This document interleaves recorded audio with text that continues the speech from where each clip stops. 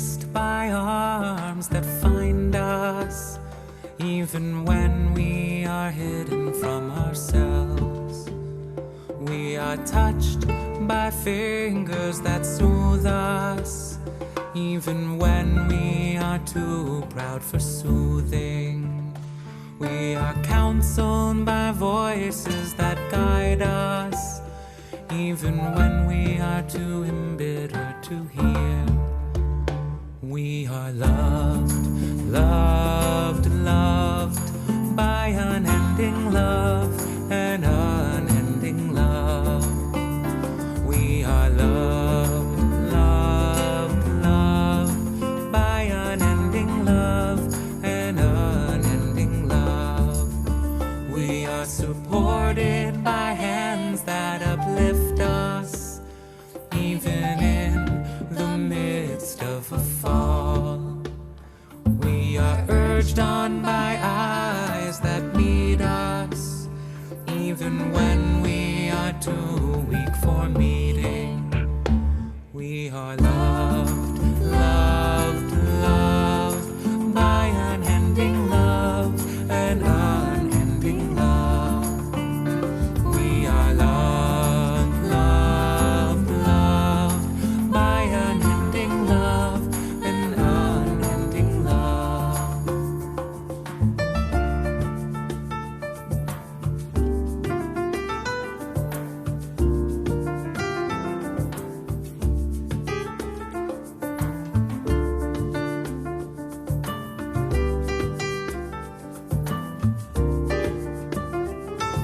Mic check. Embraced, touched, soothed, and What? counseled. It's not. It's Priyaco. I wrote it. I was kind of close to the mics here. How's this? Mic Ours are check. the hands, the eyes, the smiles. We are Mic loved check. by an unending love. We are loved, loved, loved by unending love and unending love. We are loved, loved, loved by unending love and unending. Oh, did you get feedback from? We are loved, loved, loved by unending love and unending love.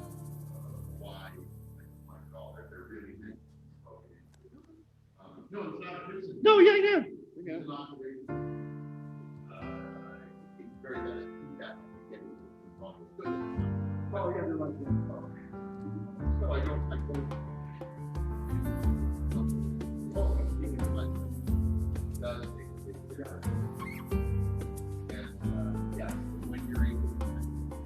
We are embraced by arms that find us, even when we are hidden from ourselves.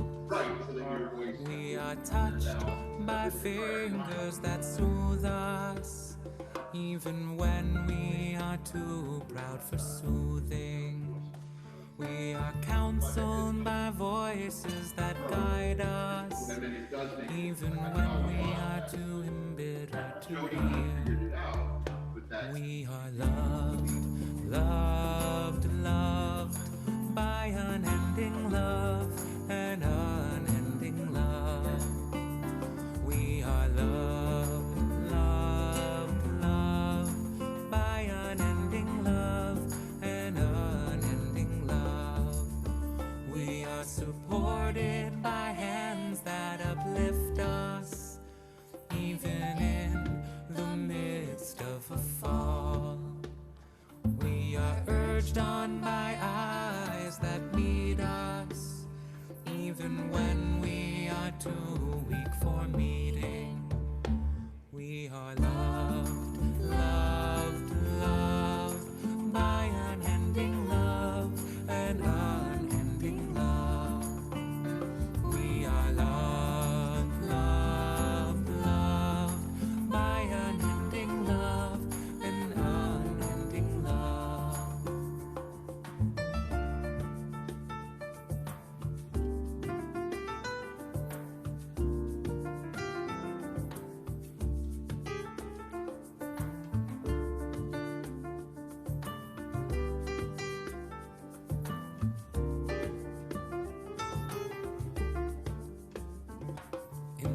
embraced, touched, soothed, and counseled.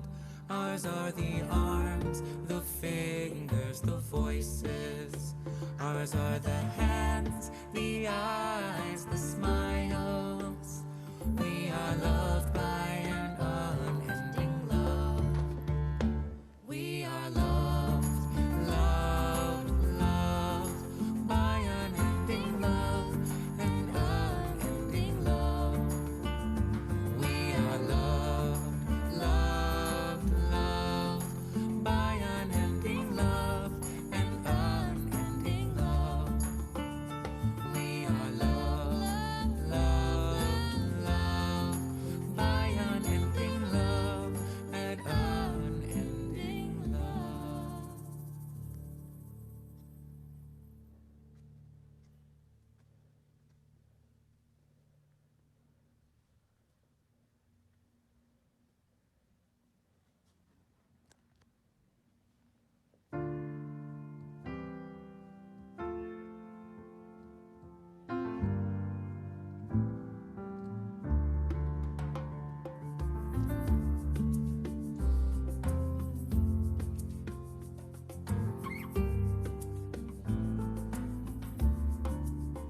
We are embraced by arms that find us, even when we are hidden from ourselves.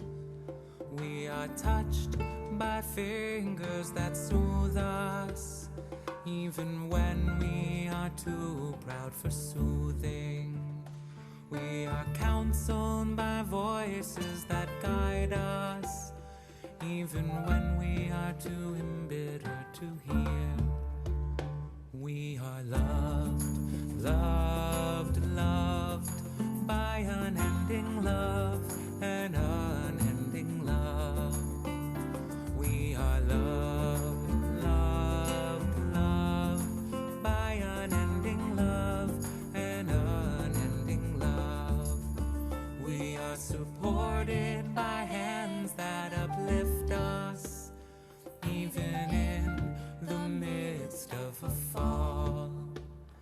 We are urged on by eyes that meet us, even when we are too weak for meeting. We are loved, loved, loved by unending love, an unending love. We are loved, loved, loved by unending love, an unending love.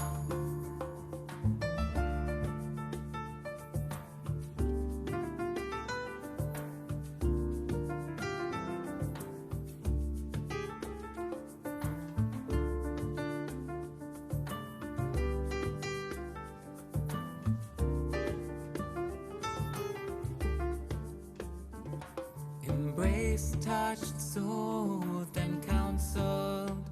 Ours are the arms, the fingers, the voices.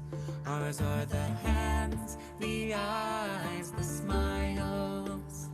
We are loved by an unending love. We are loved, loved, loved by unending love, an unending love. We are loved, loved, loved by unending love, an unending love. We are loved, loved, loved by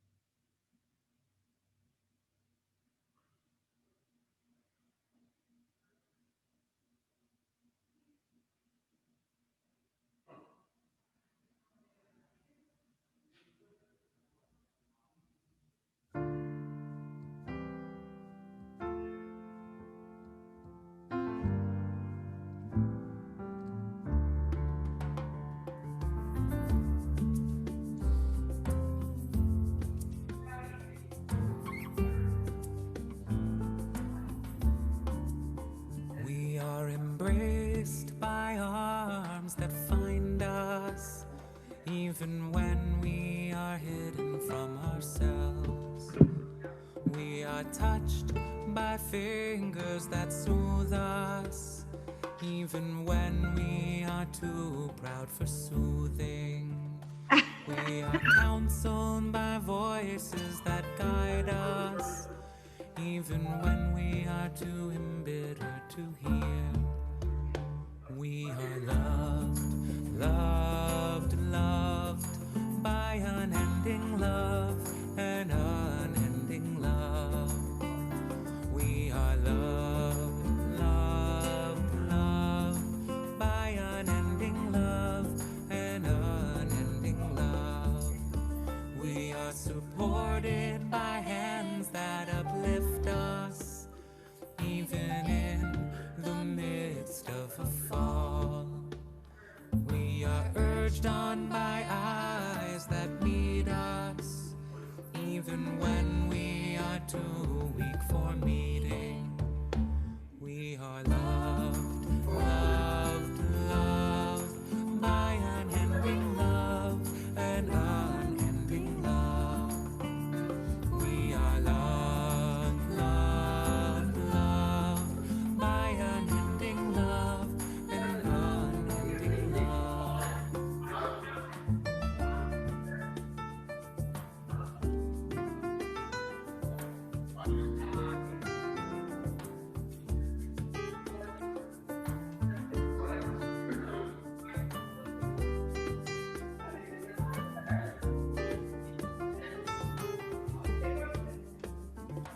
Embraced, touched, soothed, and counseled.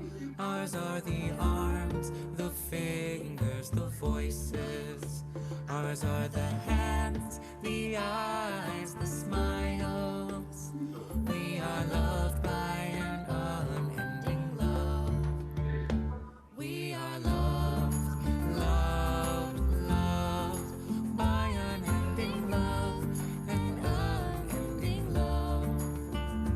We are loved, loved, loved by unending love and unending.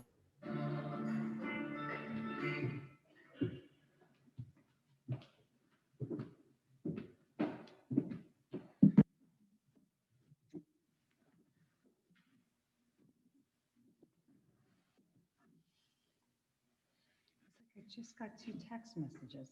Yeah, mic's on. What?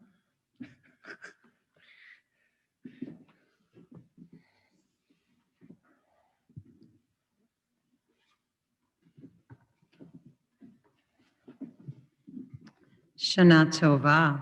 Shana Tova. This day, as the new year continues, we come together as a community, yet each of us is strangely solitary. Each of us comes here with special hopes and dreams, and each of us bears our own worries and concerns. Each of us has a story that no one else can tell, and each of us brings praise no one else can offer. Each of us feels joy no one else can share, and each of us has regrets that others cannot know. And so at this sacred time, we reflect. If we are weary, may we each find strength.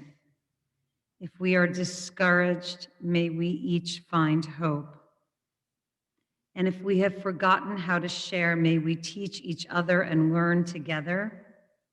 And if we have been careless with one another, may we seek forgiveness.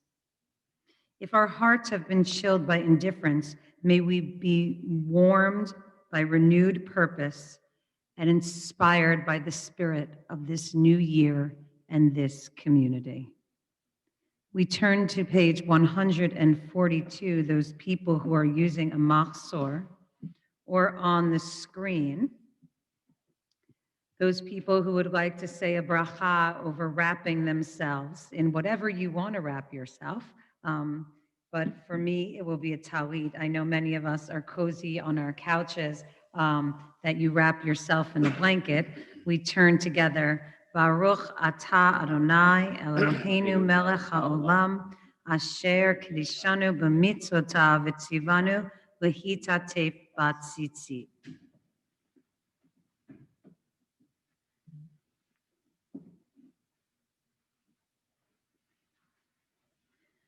Esa Enai. May we lift our eyes. Lifting our eyes is where we can be at this moment.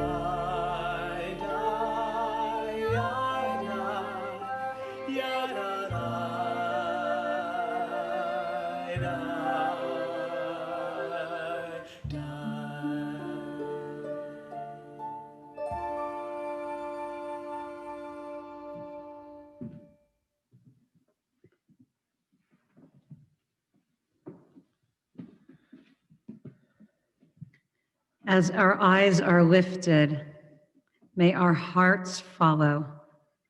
May we come to this moment that we are brushed by the magic of the world's splendor. And when we catch a hint, just a moment of the mysteries of the universe, we can behold nature in all its wild beauty. And we are embraced by a majesty that both takes our breath away and restores it to us in an inspiring rush. Page 270, HaMelech.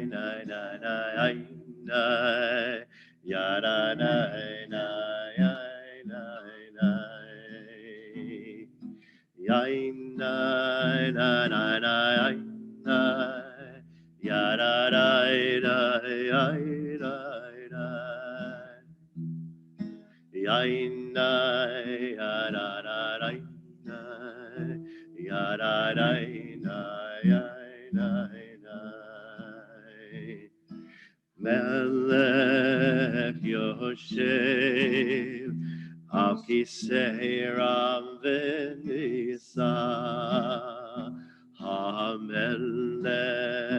Yoshev Al Kisei Ram V'Nisa HaMelech Yoshev Akisei Ram Venisa HaMelech Yoshev Akisei Ram Venisa Yainai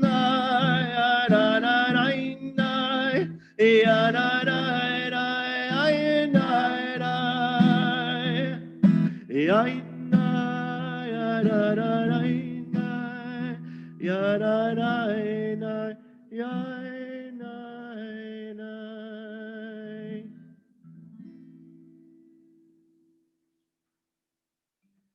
We continue through HaMelech to Ha'olamim, thinking about what it means to live eternally.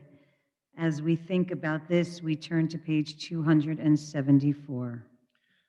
שוכן עד מרום וקדוש שמו, וכתוב לנו צדיקים באדוני לישרים נאווה תהילה, בפי ישרים תתרומם, ובדברי צדיקים תתברך, ובלשון חסידים תתקדש, ובקרב קדושים תתהלל, ובמקהלות רבבות עמך בית ישראל. Silently through the asterisk.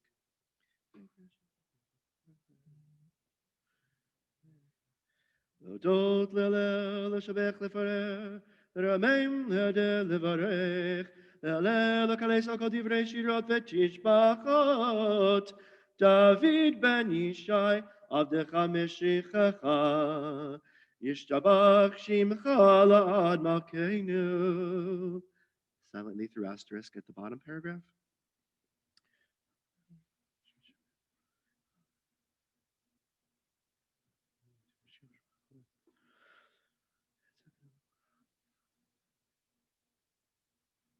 ברכות והודעות מעתה ועד עולם, ברוך אתה אדוני. ברוך שמו. אל המלך גדול ותשבחות, אל ההודעות אדוני נפלאות, הבוחר שירי זמרה, מלך אל חיי העולמים.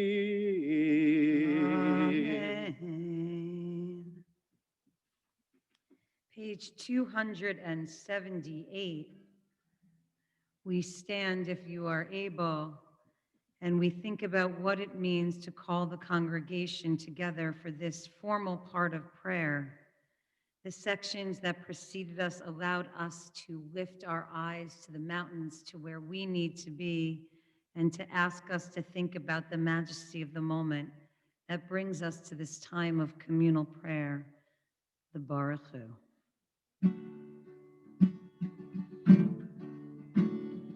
As we bless the source of life, so we are blessed. As we bless the source of life, so we are blessed. And the blessing gives us strength and makes our visions clear. And the blessing gives us peace and the courage to dare. As we bless the source of life, so we are blessed. As we bless the source of life, so we are blessed. Baruch Hu et Adonai Amivorach.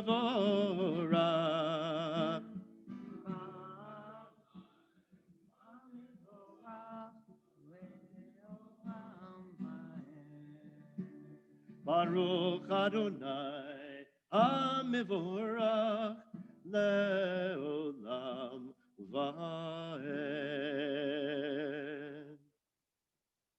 As we are seated, we turn together to this next page, 280. This connection to Yotzer, to light, to the idea of what it means to think about each and every day and the light that it brings, no matter the difficulty. Or Olam, light of the world, may we continue to have light in our world. We join together in the Hebrew, first, the first few lines, then we'll look to the bottom of the page on the screen, the reading by Sheila Peltz Weinberg. If you are in a prayer book, that is on page 298. And then we'll conclude together with Or Chadash. Baruch atah Adonai Eloheinu melech haolam yotzer or uvorei hoshech oseh shalom uvorei et hakol or olam ba'otzar chayim orot me'ofel amar vayehi. We join together. Every day creation is renewed.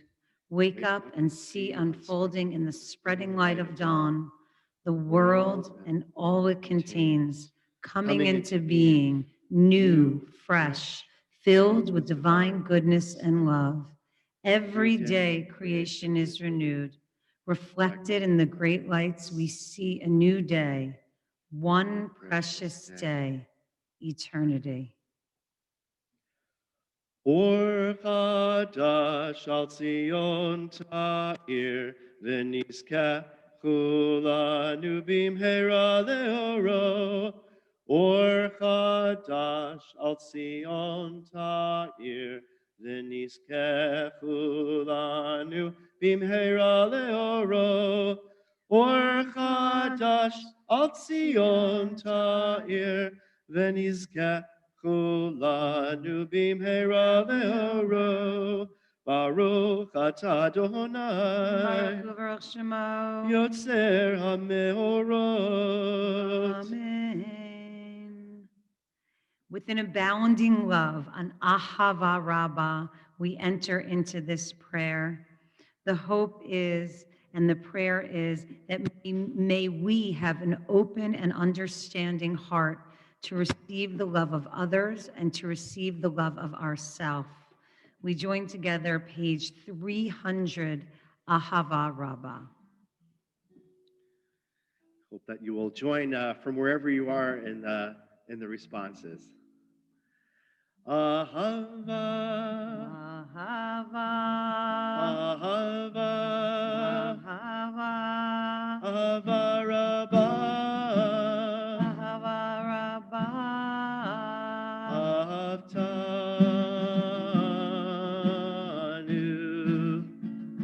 Ahavtanu.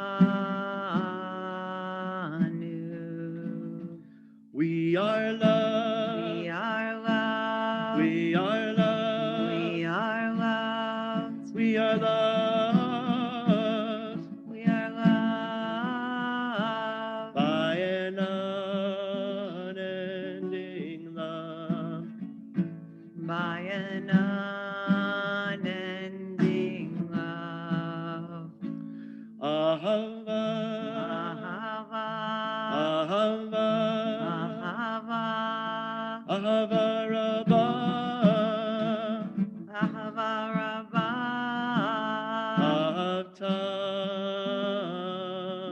Ahavtanu. Ahavtanu.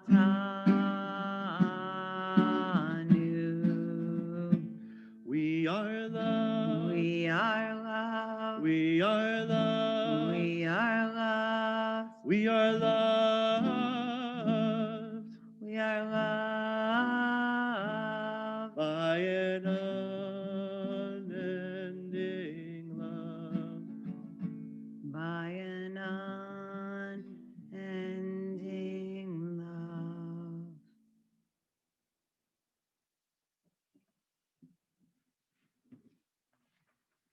May we listen to that love. And may the oneness of that moment bring us into the Shema.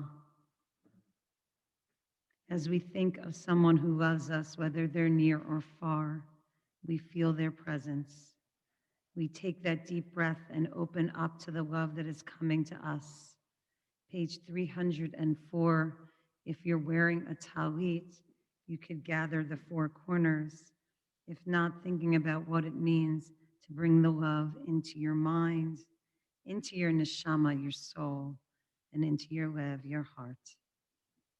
Page 304, the Shema. Shema Yisrael,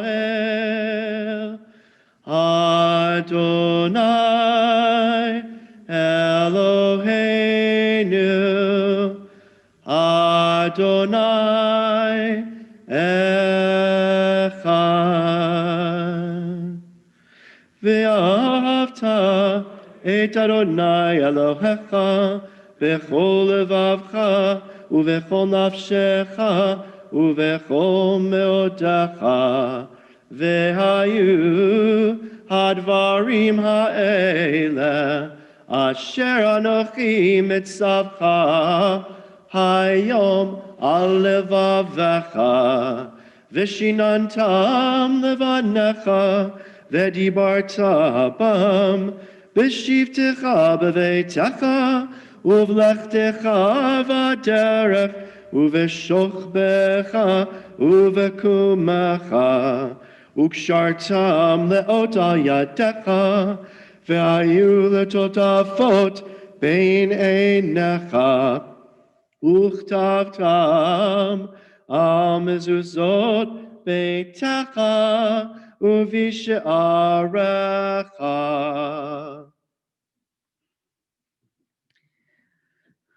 We are asked to teach our children in the V'ahavta, and on pages 310 and forward, we are instructed ourselves to think about what our actions could result in the destruction of our ecosystem.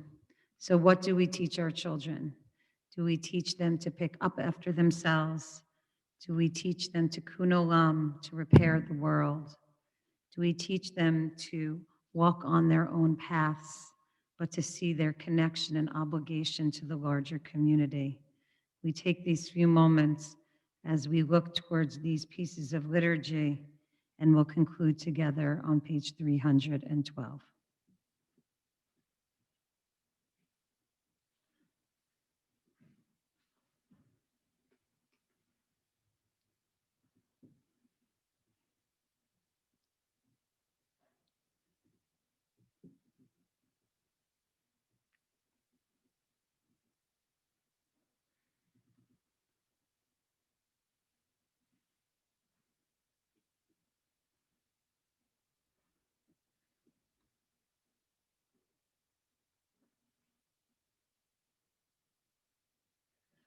Adonai, Ani Adonai Elohechem, emet.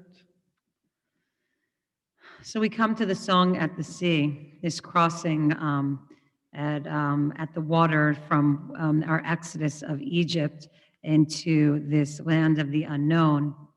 And for the past few weeks preceding up to the start of the academic year, I have felt like I've been crossing many different seas. And those seas have been in the image of targets, okay? And I mean the store, not an actual target. It's been by virtue of the fact that 3 of my children have been venturing to different places. And so in different locations, I've been entering into different targets to buy them. And you would think one target, same as everywhere. Well, that is not the truth. And in a sense, these targets have been my crossings, seeing different people and how they live in different communities, seeing how people walk into the unknown. And then coming back here to Port Washington to my child who's with me, living with us this year, and seeing the target at home and crossing back into something that's familiar, but that is also unknown. So I ask each of us to think about our different crossings and where we see patterns and where we see differences during this time of year, and to allow ourselves the ability to open up to this unknown and to see the other, the ger, the stranger, the different places we find ourselves, and see ourselves within them, and also be able to take that step back. So we join together as we turn to page 318 as we enter into this sacred space, sacred space.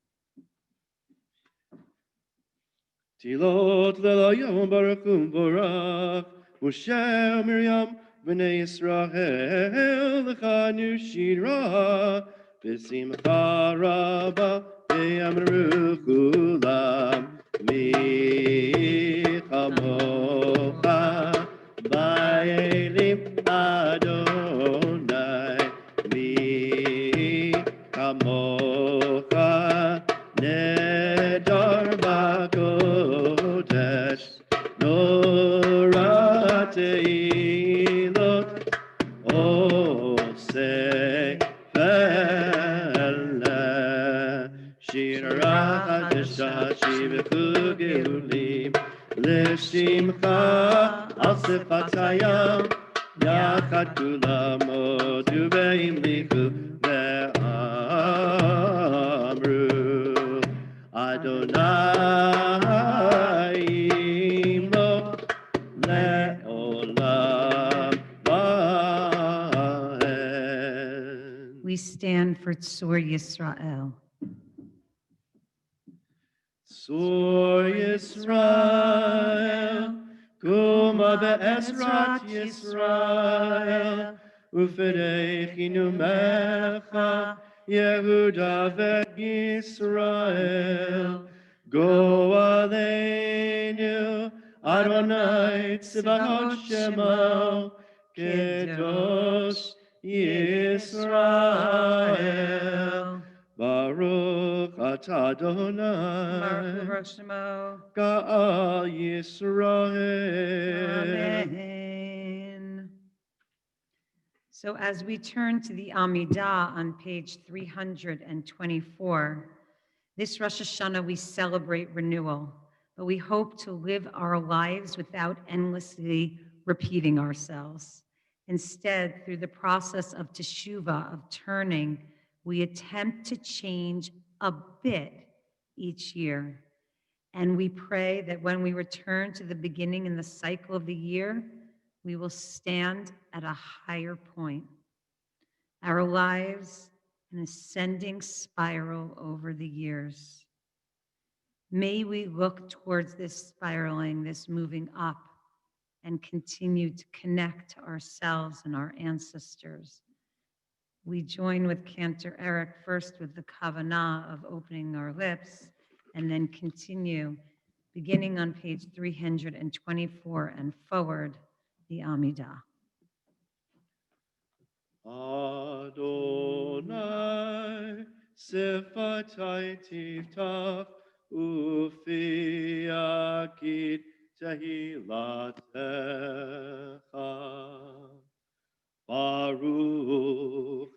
Atah Adonai Eloheinu Elohei Avotenu ve'imotenu Elohei Abraham Elohei Yitzchak Elohei Yaakov Elohei Sarah Elohei Rivka Elohei Rachel Elohei Leah Ha'el HaGadol Hagibor v'hanora El Elyon Gomel Chasadim Tovim V'konei HaKol V'zocher Chastei Avot Ve'imot Umevi Givlav Livnei B'neihem Leman Shemo Ve'ahava Misor Chachamim Udvonim Umin Lemen Dat Mevinim After Chafi Bitfilav Tachanunim Lechalot Ulechanim B'nei Melech Malchem Melachim Adonai Ha'adonim Zochreinu L'chaim Melech Hafetz B'chaim V'chotveinu B'sefer HaChaim Lemancha Elohim Chaim Melech Ozer Umoshia Umagen Baruch Atah Baruch Adonai Shemo. Magen Avraham Bezrat Sarah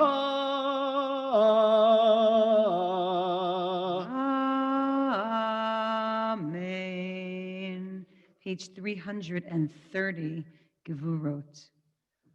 Atah Gibur Leolam Adonai Ram Leoshia Morid Hatah Mechakel Chaim Bechesed Mechaye Kol Chai Berachamim Rabim Somech Noflim Verofech Olim Umatir Asurim Umekayim Emunato Lishenei Afar Micha Mocha Bal Givurot Umi Dom Melach Melech Memit Umechaya Umatzmiach Yeshua Micha Mocha Avarachamim Zocher Yitzuram L'chaim berachamim v'ne'emanata l'chayot kol chai Baruch Atah Baruch Adonai Shemo. Mechaye kol chai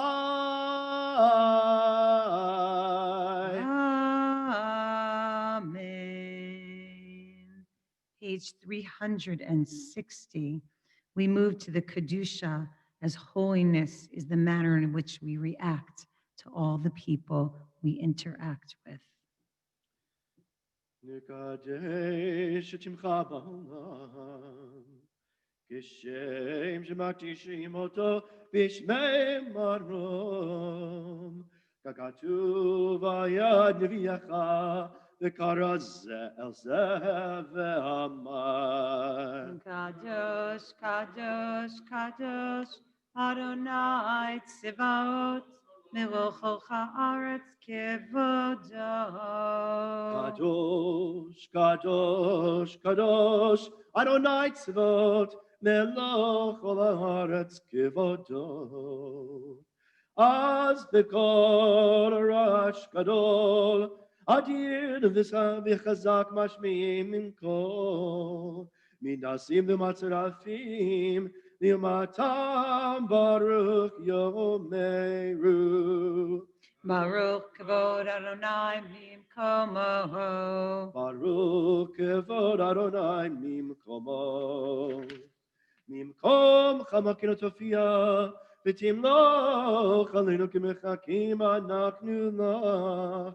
מתי תמלוך בציון בקרוב בימינו ליום ועת תשכון, תתגדל ותתקדש בתוך ירושלים עירך, לדור ודור ולנצח נצחים. ועינינו תראנה, תראנה מלכותך, כדבר אמור בשירי עוזך.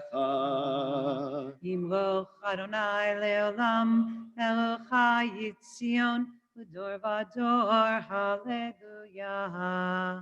ימלוך אדוני לעולם, אלוהי ציון, לדור ודור, הללויה.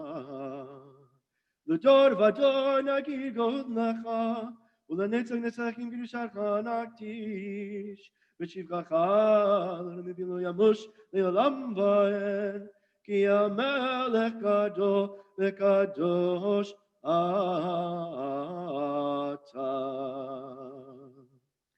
We continue with personal prayer, looking towards the screen for an Amidah, pieces of liturgy that you could look towards reflection.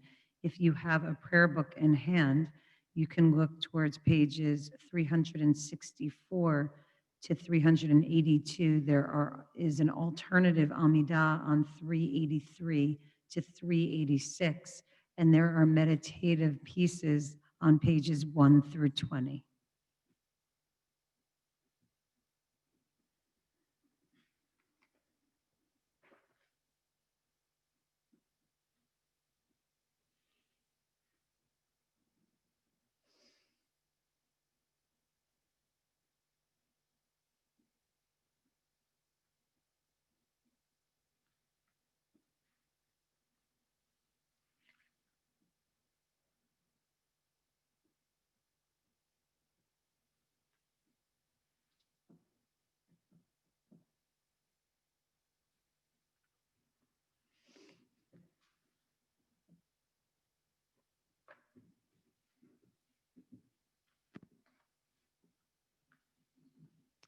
Page 378, we take our full hearts and open them as we offer this prayer, Birkat HaShalom, a prayer for connection and a prayer for peace.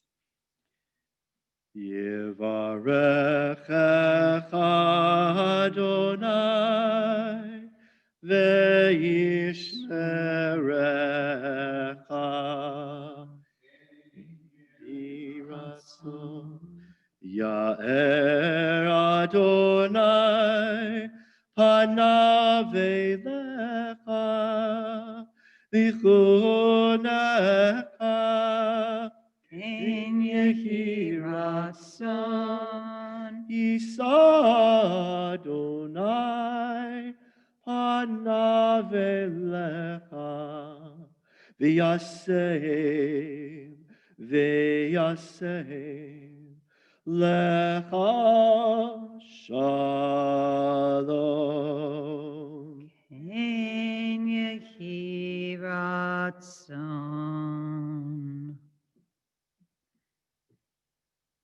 We turn together page 380.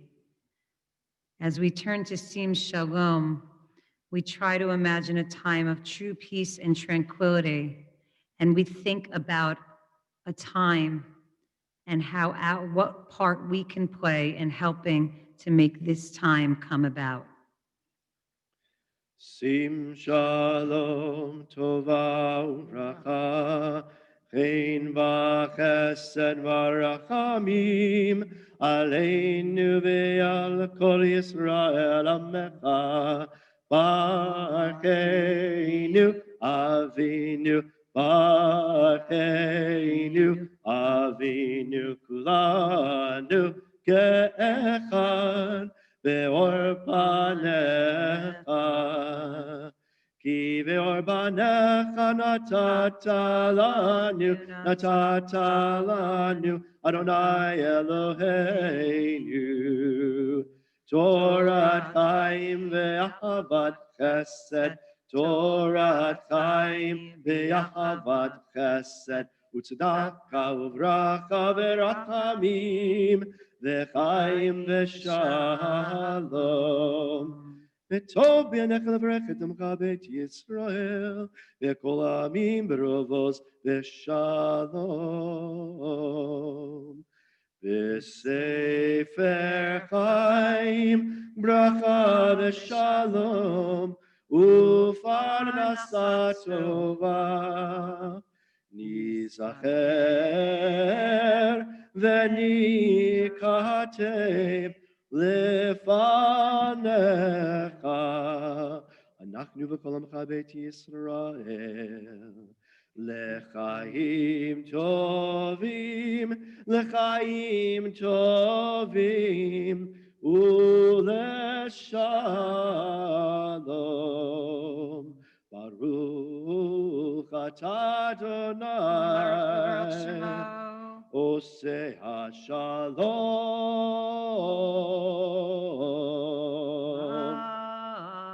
Amen. In the book of life, blessing and peace and proper sustenance, may we be remembered and inscribed, we and all your people, the house of Israel, for a good life and for peace. We turn to page 452. As the ark is opened, Cantor Eric's going to open our ark. Those people who are comfortable standing can stand. We will invite people to begin davening, to begin have thoughtful prayer on their own.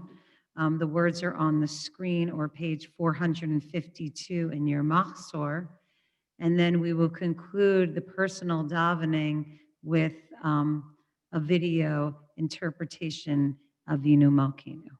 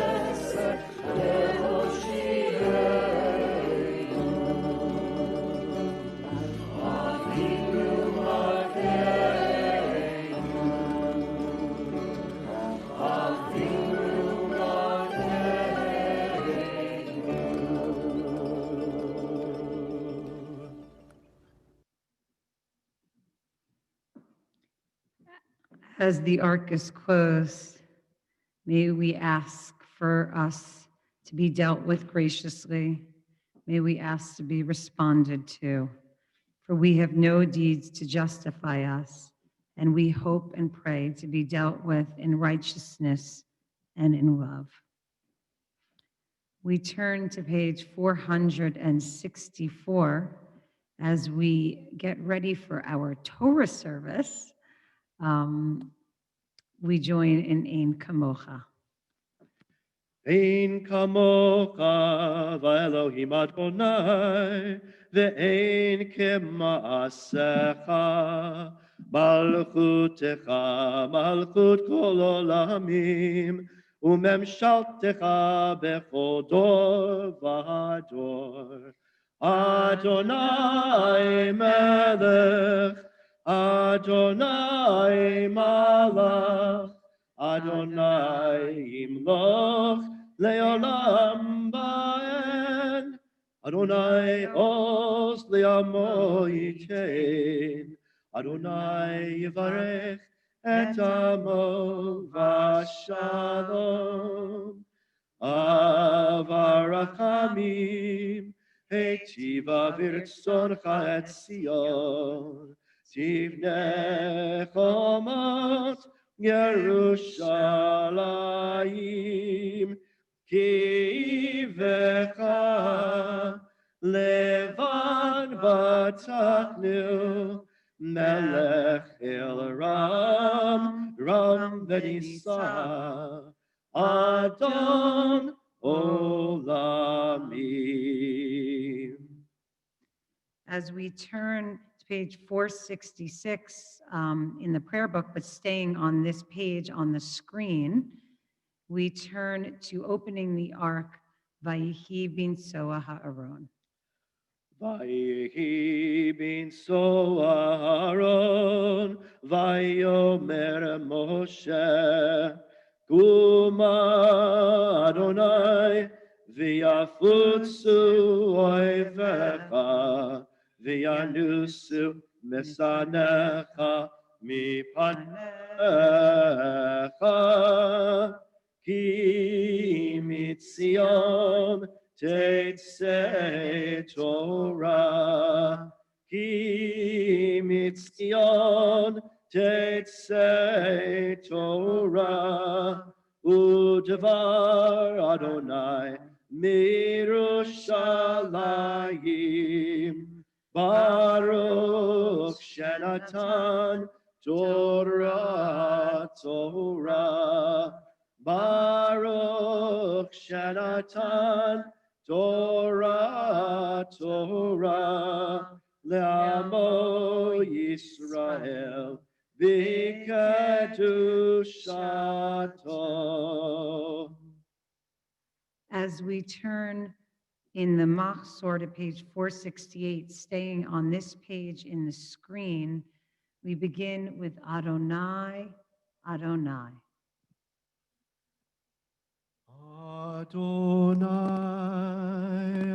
Adonai, El Rachum V'Chanun, Erech Apayim V'Rav Chesed V'Emet, Notzer Chesed Lalafim, Nosei Avon V'Fesha V'Chata'a V'Nakeh. Adonai, Adonai, El Rachum V'Chanun, Erech Apayim V'Rav Chesed V'Emet, Notzer Chesed Lalafim, Nosei Avon V'Fesha V'Chata'a V'Nakeh. Adonai,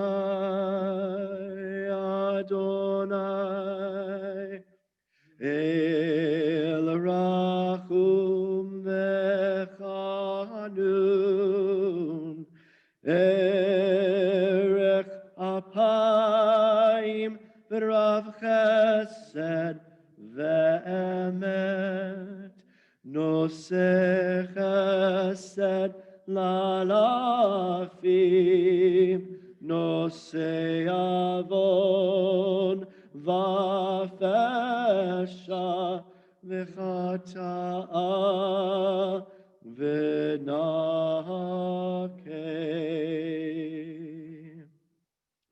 Vani tefilati lecha Adonai et ratzon, Elohim berov chastecha, aneni behemet yishecha.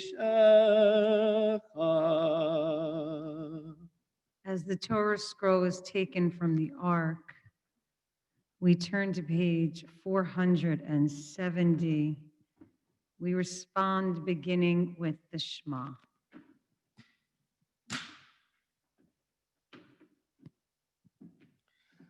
Shema Yisrael, Adonai Eloheinu, Adonai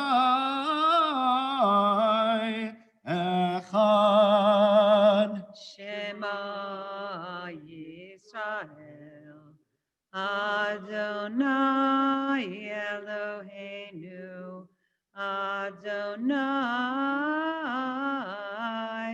Echad. Echad Eloheinu, Gadol Adonenu, Kadosh V'norah Shemo. Echad Eloheinu, Gadol Adonenu, Kadosh V'norah Shemo. God Elul Adonai iti, uneromema Shemo Yachta. Lecha Adonai Agedula Ve'agevura Ve'atiferet Ve'hanetzach Ve'hahod Ki cho b'shamayim uva'aretz, Ki cho b'shamayim uva'aretz. Lecha Adonai hamamlacha, ve'amit naseh lechol lerosh. You may all be seated.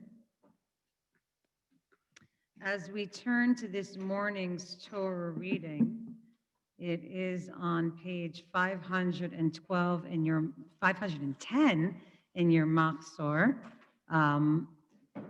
This morning's Torah portion, it asks us to be challenged by our ancestors. I'm sure none of us can relate to that idea, that what it means to be challenged by the people who come before us. But really, in looking at our ancestors, we also have to challenge ourselves. In this text, Abraham is asked to bring his son Isaac to sacrifice his son. We see in this text that Abraham is both a public figure and a private person, a shrewd general, a clever negotiator, a generous host to strangers, and yet he never reconciles with his parents. He cannot resolve the tension between Sarah, his wife, and Hagar, the mother of his son Ishmael. He is both. He is this and that. I believe that the test of Abraham contained in the binding of Isaac is the inevitable outcome of the dissonance between the public and private self of Abraham. Our public and private actions can only move toward harmony when we do teshuvah, a returning, a repentance. And by looking at our ancestors and seeing that they have engaged in this process or begun to engage or asked to engage, that turning then unites us to think about our inner selves and our outer lives. We turn to this morning's Torah. First, the blessings. Rabbi Lee will say the brachot on behalf of our congregation. We can respond to him. Those people who would like to say it with him, the blessings are on page 476 if you have a machzor. If not, you could join with Cantor Eric and I in the responsive. Vayikra Malach Adonai.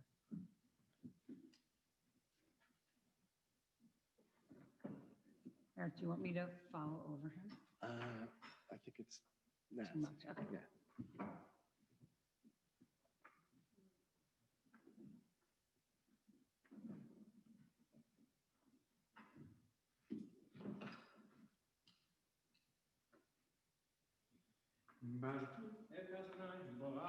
Baruch Adonai Hamvarach Leolam Vahed.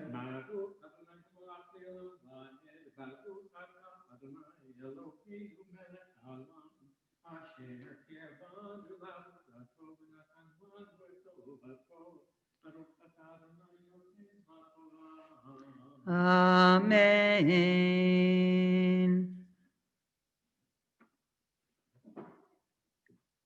Amen.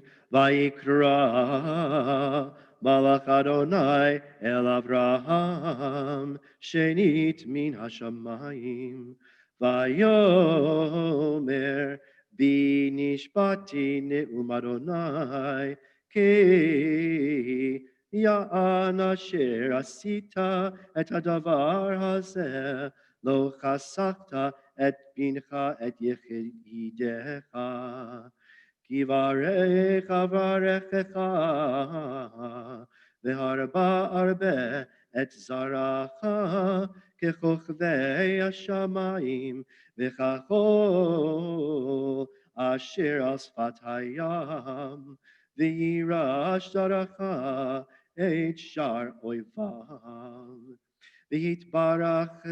V'hitbarachu v'zaracha kol goyei haaretz ekev asher shamata v'koli vayashov Avraham el ne'arav vayakumu vayelchu yachtav el be'er shava vayeshev Avraham B'er Shava.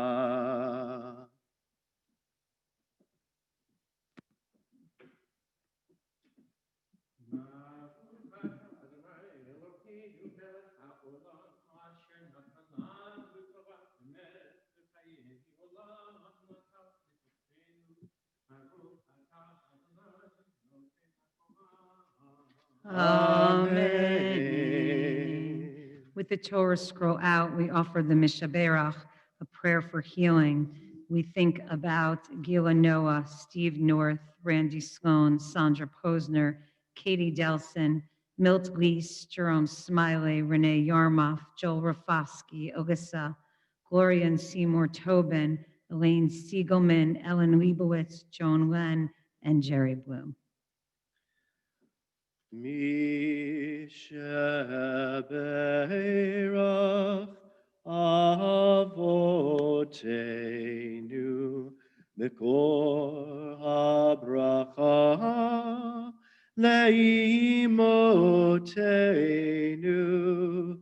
May the source of strength, who bless the ones before us, help us find the courage to make our lives a blessing, and let us say, Amen.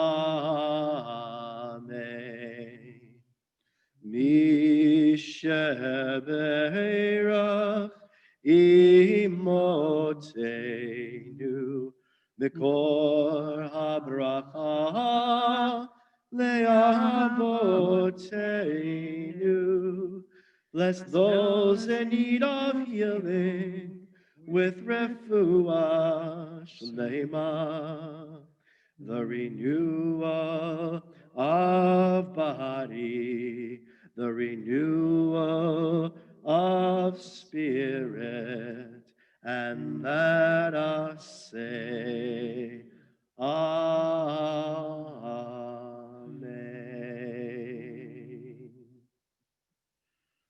As we turn to page 546, the bottom of the page on your screen, Rabbi Lee comes forward to lift the Torah, and Cantor Eric, after the lifting, will help him dress, as I will offer announcements and then an introduction to reading number 6. Vezot haTorah eitz chaim hi lamachazikim ba v'tomcheha meushar.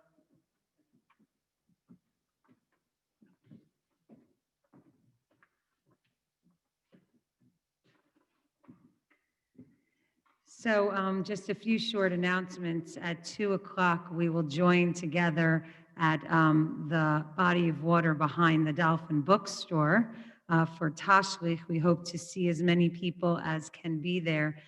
We look forward to thinking about this year and what we want it to look like in the future. And then at 5 o'clock, whether you signed up or not, it is our communal shofar blowing with our local community. You stand outside where you live and blow the shofar or blow whatever instrument or try to hear an instrument so that we feel that communal connection. Starting on Monday, we will be showing you what we've been engaging in with our local clergy, that this is a time that we have said that we are being apart but coming together, that we are thinking about our individual responsibility and communal healing in the time of this pandemic. So during the days between Rosh Hashanah and Yom Kippur, you will be hearing each day from cantors and rabbis of local synagogues that have paired together with their not traditional partners and colleagues to be able to offer pre-taped reflections on how a shared sense of community is essential during this time of isolation and uncertainty and pain. So look towards that from Monday through Friday. And that's all my announcements. Am I correct? Okay, awesome. So we turn now to this reading, reading number 6, an observation of Harvard professor Julius Lester regarding the portion that was just read from the Genesis text. What happened to Isaac in the terrible silence on Moriah as he looked up from where he was bound on the sacrificial altar to see the sunlight glinting off the knife blade held firmly in his father's hand? Even with all the love and trust a son gives to a father, Isaac was shattered by the knowledge that Abraham would have sacrificed him in obedience to God. And it is not insignificant that the Torah makes no mention of Isaac coming down from the mountain. Abraham then returned to his servants, and they departed together for Beersheba. I imagine Isaac sitting on the mountain, rubbing the rope burns on his wrists and arms, massaging his limbs to restore circulation as the burning sacrifice makes a sweet savor unto the Lord. He looks at Abraham, the echoes of the wings of death reverberating in his ears, and with anguished tears and a breaking voice says, "How could you do this to me? How could you put me through something like this? And for what? Just so you could prove something to God? What kind of God would play games with my life? I don't want to have anything to do with you or your God." And he tells his father to go, to leave him. I imagine Isaac leaving the mountain and going into the desert, and there he finds his half-brother Ishmael. He too knows something about anger, despair, and mistrust. He too was subjected to a life-threatening trial, and was saved only by divine intervention. I imagine Isaac and Ishmael sitting around a desert campfire in the chill of the evening, sharing with each other the ordeal of being their father's sons, and in sharing that ordeal, and with whom else could they share it but each other, they become brothers.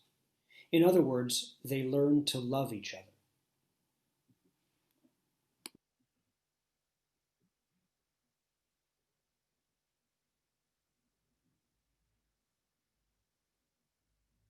That is the best gift. Learning to love in the time of challenge. We turn to the placing of the ark, the Torah back in the ark, page 598. Those people comfortable standing, Yahalalu, and then we will move to Eitz Chaim Chi. Yehalelu et Shem Adonai, ki niskav shemo levado, hodo al eretz v'shamayim, vayarem keren le'amo, tila lechol chasidav, livnei Yisrael, am kerovo. Hallelujah, hallelujah.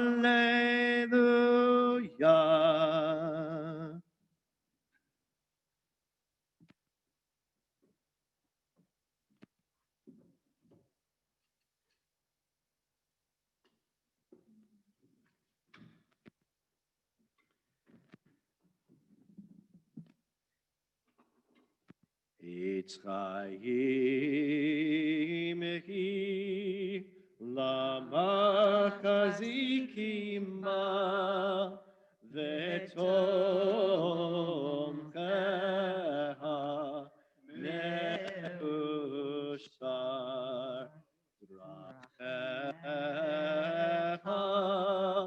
Darchei Noam V'chol netivoteha Shalom Ashivenu Adonai Elecha V'nashuva Chadish Chadish Yameinu Chadish Yameinu Gekedem.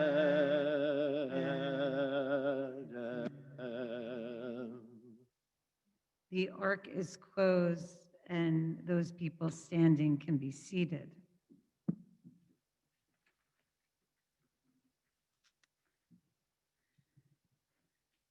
Each year on Rosh Hashanah Day 2, we ask different people in our congregation to reflect on a certain topic. This year, our topic is a personal reflection on how the time of the coronavirus pandemic has affected each of them. We will hear from our three speakers. Adam Block, a father of 3 young children, a healthcare economist, a person who engages in speaking up and out in our community. We will hear from Judy Levine, a long-standing member of RSNS, an activist and an advocate for decades in times of peace and in times of challenge. We will hear from Joey Clayton, a Gan Shalom graduate and a college senior, a student of literature, and a young adult coming of age.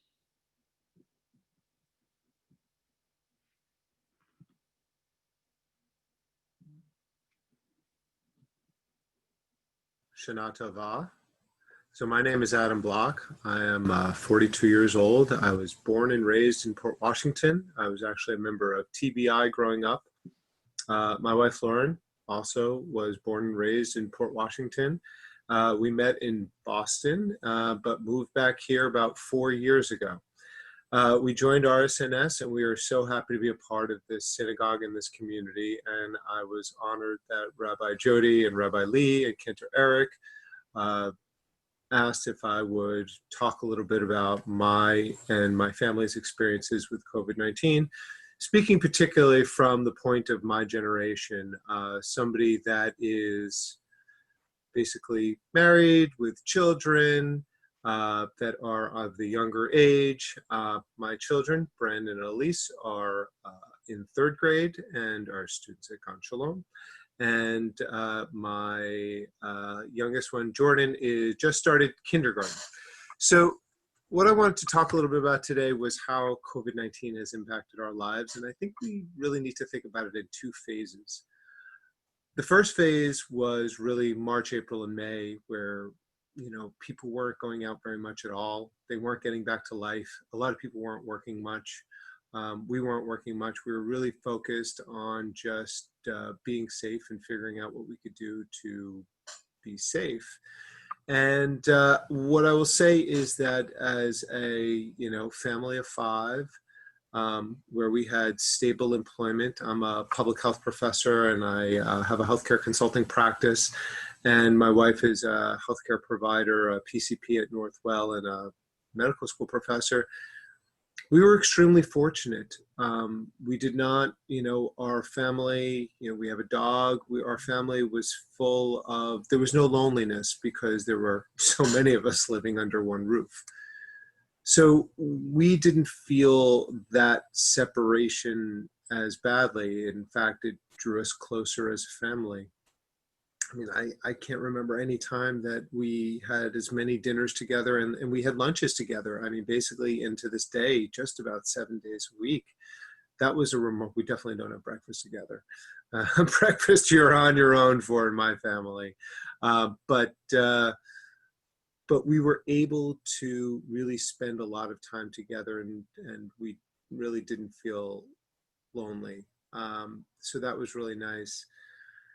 I would say that from some other perspectives, there were some challenges. Our kids did miss their friends, and I would say that we missed spending time with our friends. Now, we have been a family that has been somewhat on the more liberal side in terms of going out. We weren't super conservative. So back in April and May, particularly when it got a little bit warmer out, we would, particularly the adults, would sometimes go out at night and see people wearing masks in backyards, around fires and socially distanced. So we would get to see our friends on a semi-regular basis. Really once or twice a month was all it was. And I would say that socially it's been a challenge. Finding a sense of community, while being isolated is challenging, and Zoom is great, as you can see. But it is not, it does not replace human contact and, shaking hands with someone, hugging someone, touching someone. That has been hard, I think, for all of us. Another thing that has been hard, really a mix of hard and easy, is seeing extended family. So I'm fortunate in that my parents live in Port Washington. And so we have been able to see them on a regular basis, and that has been great. In fact, we have found ways for some of the grandparents to do video Zooms with the kids. I would say that sometimes they're seeing the kids even more than they were beforehand. And for more quality experiences. So rather than going out for a meal together, they'll play a game, particularly in the winter, they play a game online. One of the challenges is my mother-in-law lives in Florida. And so we generally go visit them twice a year, and they generally come up to us 1 or 2 or 3 times a year. So the last time we saw them was last November, and now that's 10 months ago. And that is a long time for the kids not to see their grandmother, and it is a long time for us not to see, for my wife not to see her mother. And I think one of the hardest parts about that is that there's really no end in sight. We don't know when that's going to change, particularly with the numbers in Florida being what they are and with winter coming on. So we don't know when that's going to change. No, what I will say is that people have found ways to use technology that has been creative. Grandma Jill, who lives in Florida, has been incredibly good at that. And she started reading our kids Harry Potter. So now they say every night at around 7 o'clock, can we call Grandma? And Grandma reads them 2 or 3 pages of Harry Potter. And so that's an experience I think that they will remember forever, that Grandma got them into Harry Potter at just the perfect age to start reading those books. And they look forward to seeing Grandma basically every night to read them, 15 or 20 minutes of Harry Potter. One other thing I want to talk about is the challenges of work. It's inescapable. My wife works full time and I work full time, and I was in a sort of unique position that I had the safety of having a position where I'm a faculty member, but I was also growing a small business, and I was rapidly growing, and that basically all came to a halt. So that was really hard to see. A couple of years of hard work, right, grinded to a halt. And but I also know that because we have multiple incomes, we're in much better shape than many other people. And just looking and seeing the challenges that I've faced personally, I think about how devastating it must be for someone that's owned a restaurant or a gym or a small business, a dry cleaner, and the challenges that those folks have faced in trying to just survive, and through no fault of their own, and how frustrating it must be to basically be forcibly shut down, not incorrectly, but forcibly shut down, and not really know what you're going to do next, and have debts and have, dreams that are going to be unfulfilled or fundamentally changed because of COVID-19. The last thing I want to talk about is, some of the social challenges that we've seen. I think that some of the bonds that we already had, I think have grown stronger, but it is hard to move forward with new relationships. And so as our kids are growing, what we're seeing is they're sort of falling back to the friends that they had, and they're unable to make new friends because they're not going to school. They're, reliant on asking mom and dad for a play date with friends that are still close with mom and dad. And so I just think that it creates, an environment that is really difficult.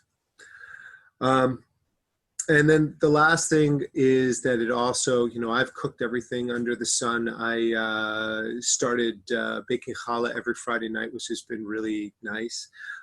Started making ice cream once or twice a week. And then when I started making yogurt, my wife said, you know what, we've taken this too far. But it has also created an opportunity to do projects that you never thought you would be able to do. We turned our guest room into an office, both out of necessity, but it was time to do that. So that was nice. We've had time to do that. And then lastly, we've taken on projects that we never thought that we would do. I got very involved in the school and ran for school board on issues that I'm passionate about. And my wife and I decided to write a children's book. We wrote children's books on COVID-19. So that was something that we had never dreamed of, but we had time and an opportunity. And so it sort of opened up doors that you never thought would open up in your life. And so that has been nice for us to get together and do something like that. So in closing, I just want to say that it has been, challenging, but my family has been fortunate that we have been together. Our bonds have grown stronger. I think getting the external sense of community has been an incredible challenge and continues to be a challenge. And we're leveraging the outdoors as best we can to do that, but it's going to be difficult this winter, and so we're going to need to figure out ways to persevere. So I wish you all Shana Tova and a Happy New Year, and I think we're all hopeful that we will learn to find our own strength and make it through this challenge together.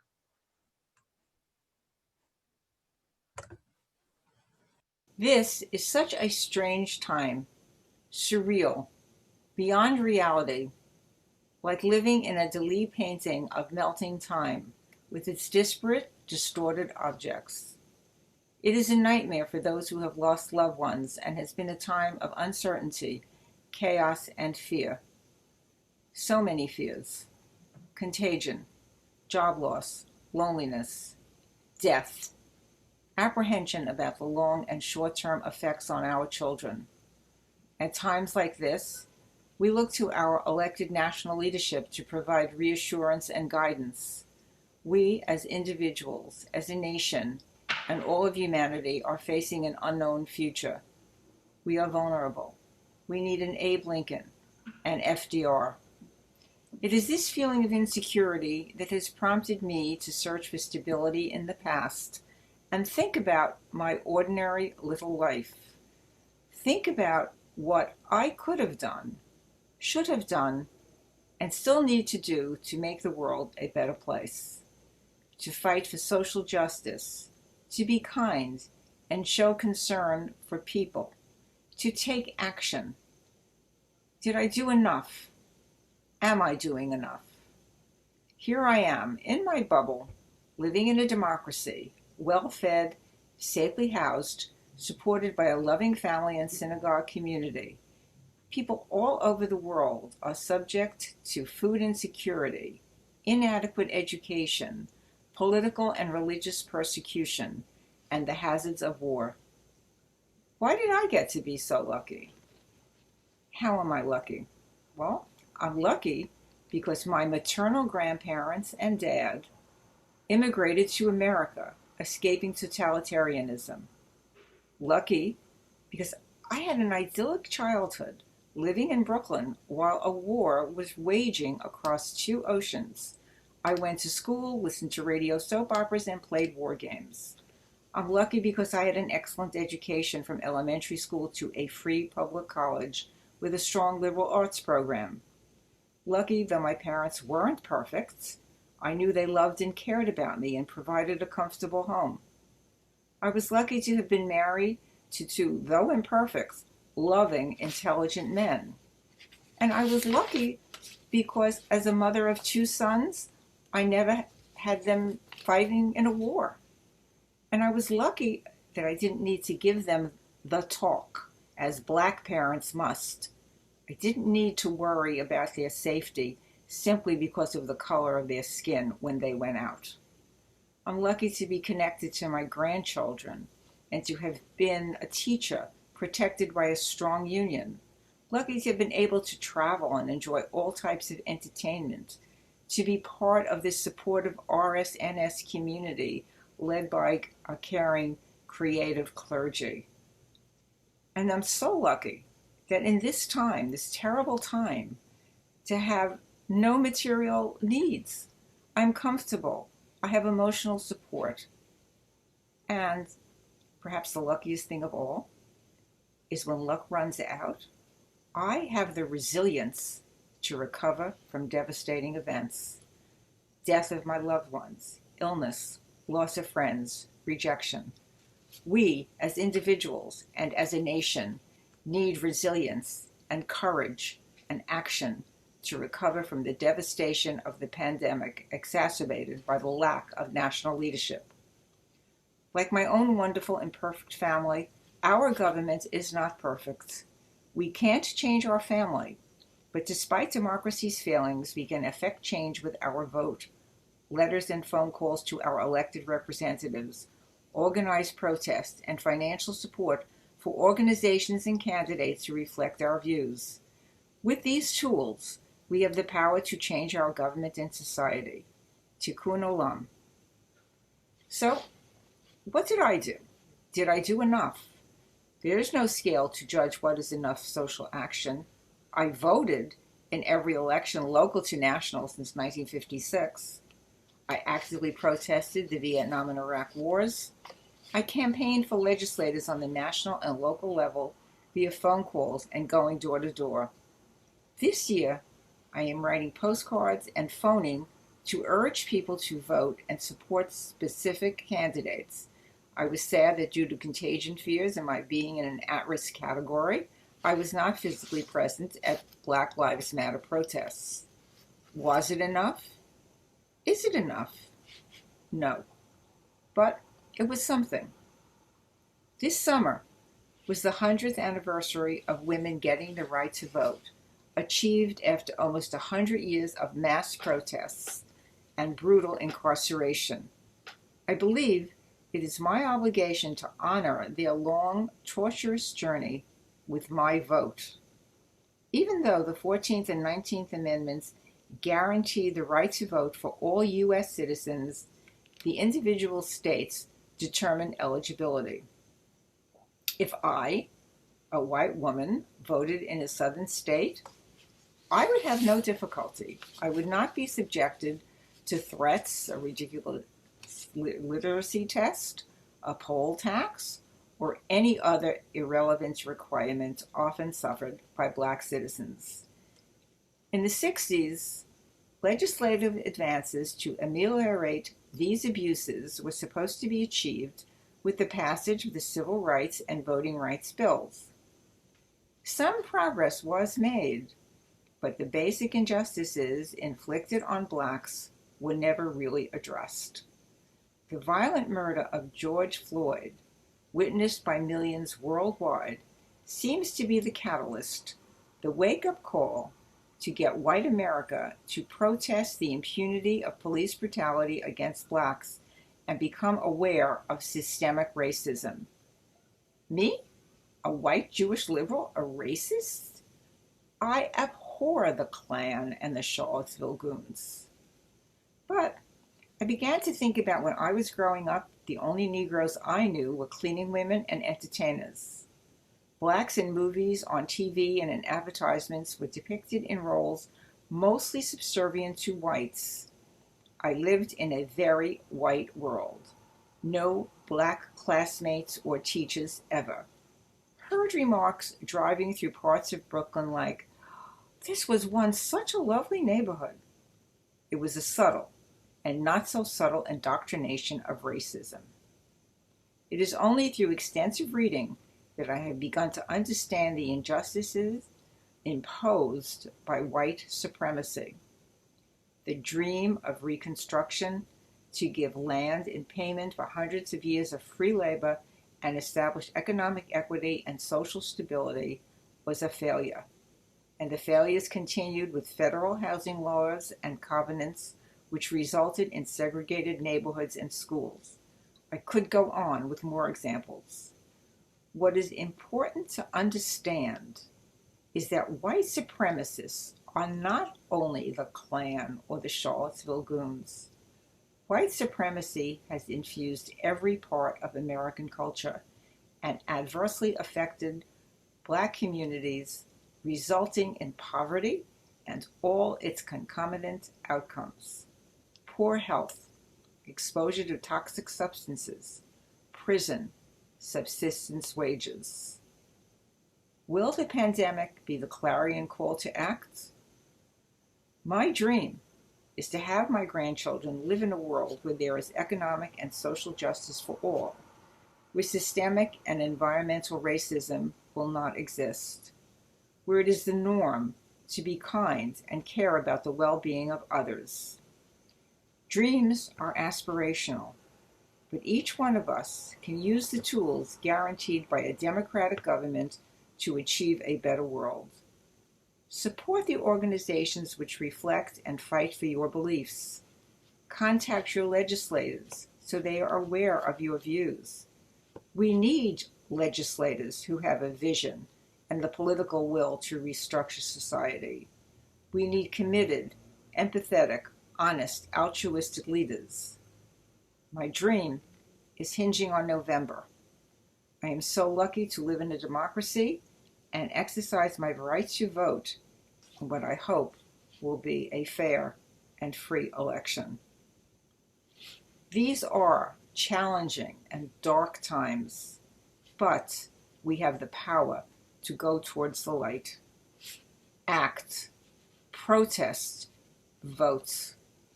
Lashana Tova. Hag Sameach, everyone. I'd like to thank Rabbi Jody, Rabbi Lee, and Cantor Eric for inviting me to speak today. I want to talk a bit about my experience during COVID as a college student, what I've learned from this both unbelievable and tragic time. If I trace the COVID crisis back to the point at which my peers and I realized that COVID was no joke, I would say that Tom Hanks contracting the virus was that point in time. At this moment, we understood that the coronavirus would uproot our lives and college experiences. College students are regularly told that college is the best 4 years of life, a utopian break between graduating high school and becoming an adult, and it felt as if we were being robbed of this precious time. Of course, we understood that there were many people who were entering much more dire circumstances than most of us would be in, but we could not help feeling sorry for ourselves, as if the world had wronged us. In a certain sense, our grievances were valid. The global nature of our economy undoubtedly resulted in the rapid spread of the virus, and the frenetic and haphazard responses to the virus by world governments greatly exacerbated the situation, both things that are completely outside of the control of college students. Being angry at the world, our politicians, and the greedy and selfish people that hoard resources as they become scarce was a perfectly rational response to the situation. Scrolling through Twitter feeds and reading articles filled me with rage and righteous indignation that endowed me with a mysterious feeling of power for a short time. However, I found that my relationship with anger and frustration began to mirror what many people who struggle with addiction often recount. The peak moment of anger is like euphoria, but this enlivening sense of rage that makes you feel on top of the world with righteous indignation quickly dies down, and you're left with nothing but your own pathetic impotence. The feeling of emptiness that follows from rage was worsened by the circumstances themselves. People that weren't essential workers, myself included, were impelled to be inactive and sedentary. Stay home, watch some TV, eat some comfort food. There were, of course, some immediate pragmatic things I could try to do to help people who are hurting, like supporting food drives for people in need, and rallying on social media for a moratorium on evictions, but for the most part, I, and hefty portions of Americans, were confined to our homes and forced into inaction. Going into this pandemic, I would say that I was the type of person who is sedentary and inactive by nature, but feels bad about being this way. I like to lounge around, play piano for myself, read books, watch movies, but I often felt a sense of hollowness, futility, and guilt in bed at the end of the day when I live like this on a regular basis. Sure, reading, playing music, and consuming media in general are all in some sense enriching activities.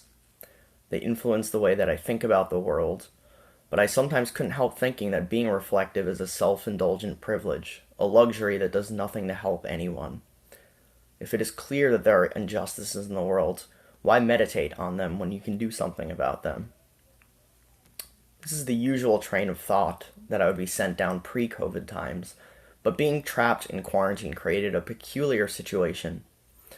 Despite a 6-week stint of online work, my state of being for the 5 months I lived at home consisted of online classes, reading, playing and listening to music, talking to my family, watching television or movies, and taking an occasional cautious jog. While I've undoubtedly been frustrated by the involuntary impotence that COVID has left me and many others in, I think that my views about the value of reflection have drastically changed during this time. One thing that life in the pandemic has taught me is that reflection is the greatest avenue into imaginative and perhaps unconventional solutions to problems in the world. A common knee-jerk response to the conditions created by COVID that I'm sure many of you have heard, if not uttered yourself, is that we need a return to normalcy. This notion of normalcy is certainly an understandable desire. People generally are comfortable with what they are familiar with, but I believe that this devotion to normalcy in many ways encapsulates our failure to adequately respond to this crisis, medically, socially, and economically. The idea of a normal way in which society functions presupposes that nature is relatively consistent and predictable, reliably providing the conditions for people to exist in this normal state.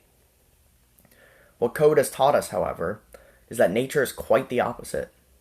Nature is in a constant state of flux and has no regard for the consequences that its course of action will have on humanity. In many responses to the COVID crisis, the goal has been merely to restore.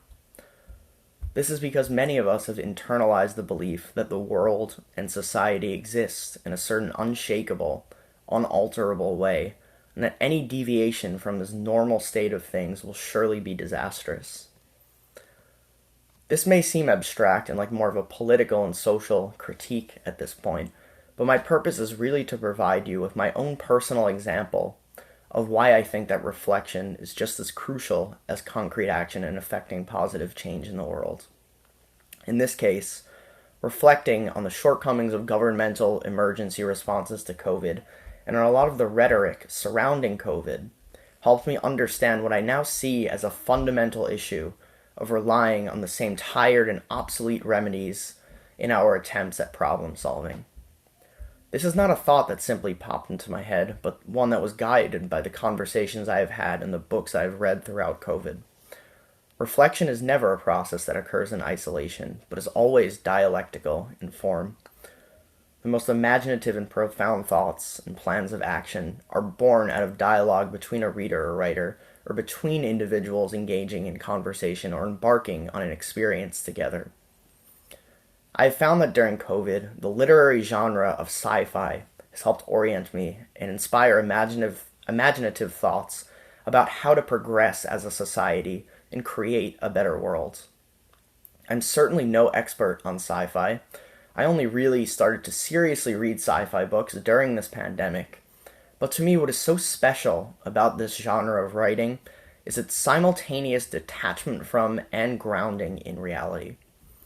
Science fiction attempts to imagine a world in which the problems of today were either addressed in an unfortuitous way or not addressed at all, leading to an intensification of the original issues. The reason I was so drawn to this genre of writing throughout the pandemic is that I believe what we are living through right now is in many ways a sci-fi universe that has been superimposed on our reality. Through reading about different characters' attempts to navigate worlds that are completely unbelievable and foreign to them, I've been inspired to do the same. Instead of waiting for all this to end, if it ever does, and then returning to the old ways of the world, I hope that I can adjust to our new reality and realize a better world under our new conditions of life. I want to end by discussing a particularly inspiring and profound work that I read last month by Octavia Butler called Parable of the Sower. The story follows an extremely thoughtful and mature 17-year-old woman, Lauren, whose life is uprooted by death, famine, and environmental catastrophe. Throughout the novel, Lauren develops her own religion, which she calls Earthseed. The basic premise of this religion is that God is change, and that God shapes the universe and life within the universe, but at the same time, we shape God. This framework of thought has served as a guide for me. What I like so much about Lauren's idea is that she does not merely believe that God is change on a descriptive level, but further believes that this very fact is what makes the world interesting and meaningful. The fact that nature is filled with so many contingencies, and that people have to adapt and evolve in different ways in response to these contingencies, is what makes the world filled with beautiful differences and exciting unpredictabilities.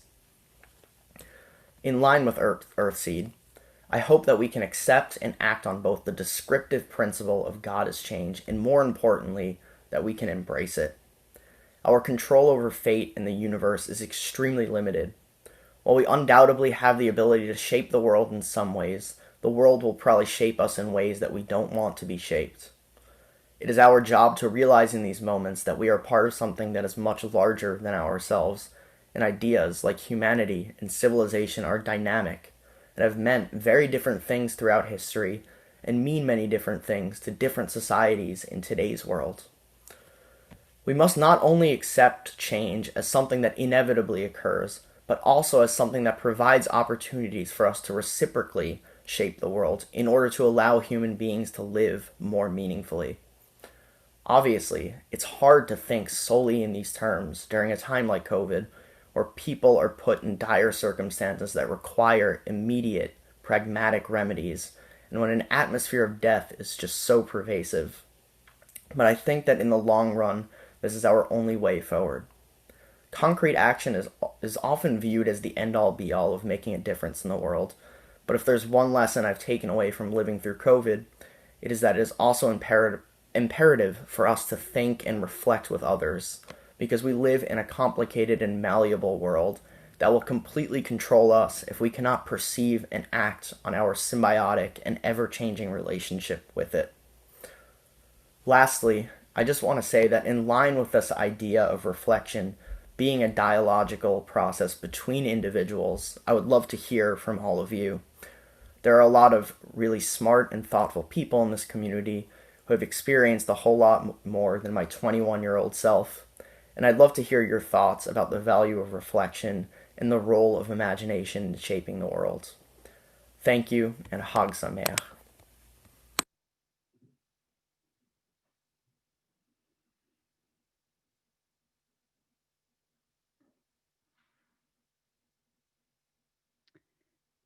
Thank you, Adam and Judy and Joey, for allowing us a window into your personal journey, how it has affected the lens in which you view the world today, in which you view this new year. We heard your passion, Judy, for ensuring a democratic future, and that tikkun olam, especially in a time of crisis, is essential. This is your legacy. We heard your ability to strengthen your family unit, Adam, while lamenting in the loss of intergenerational relationships in person. But we applauded the reconstructing of quality time with relatives. This is a strong foundation you have built, Adam. And Joey, we heard how confronting your anger and using it as a movement towards change, the message of reflection that Joey implored us to engage in, is the next step. May this next generation help us to reflect, integrate, and explore the wisdom into this new reality. Through reflection, my hope is we will all be able to be written in the book of life.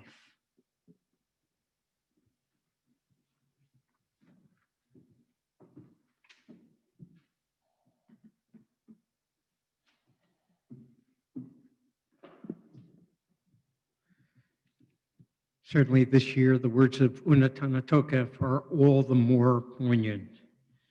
Mi yichye u'mi yamut.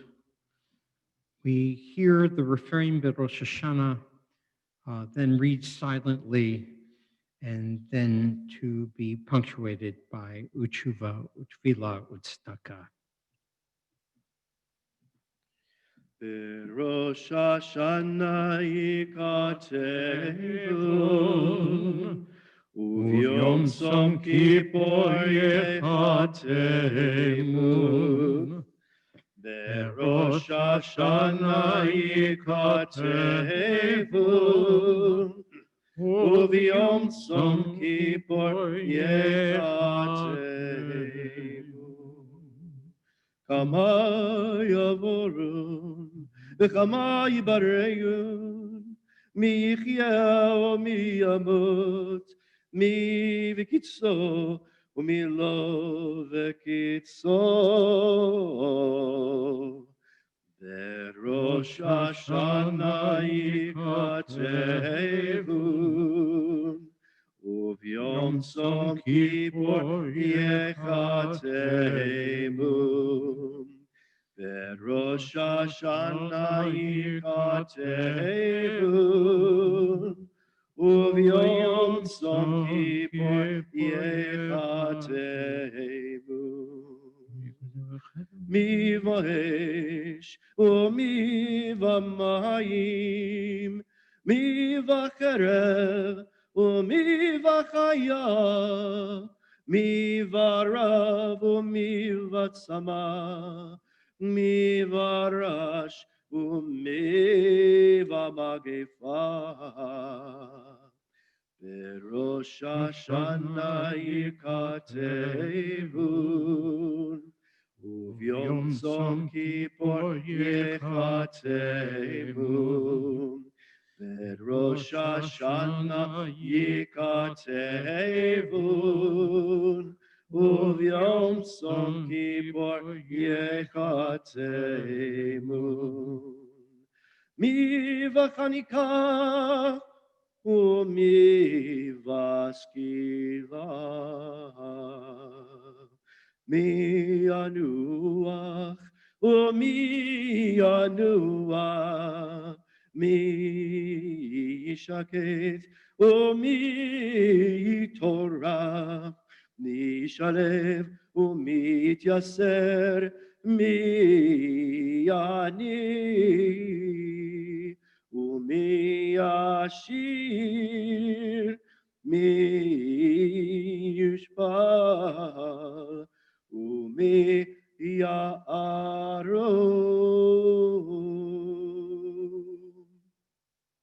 We look to each other in our video for Uteshuva.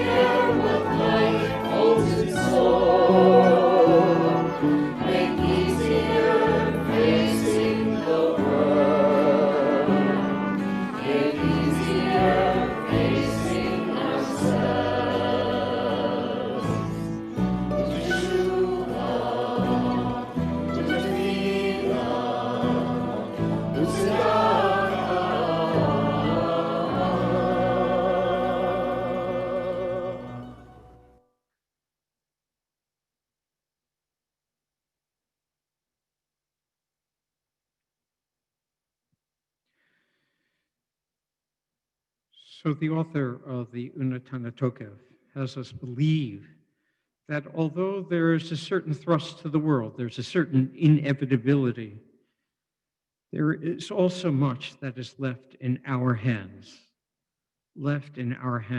to do. I called Ruth Bader Ginsburg, Aleha Hashalom, the shofar of America, in remembering her before Kaddish yesterday. Like the late Justice, the blasts of the shofar are meant to sound an alarm and to shatter our complacency. It's with that kavanah, with that intention, that we turn to this morning's shofar service. The coronavirus has revealed great inequities in American society. In sharp contrast to the Israelites who emerged unscathed from the plagues visited upon the Egyptians in our biblical narrative, communities of color have suffered disproportionate from COVID-19. But they have suffered longer and more severely from the plague of racism, a plague that began with the arrival of enslaved Africans to the Virginia colony 400 years ago. This morning's service memorializes the wait just over the course of the last half century, which is meant to rouse us to action. With thanks to readers Steve North, Rick Zweig, Leslie Siegel, Michael Lindner, Debbie Kesselman, and Joe Giovianello, and to Eve Sivcher, we begin this service.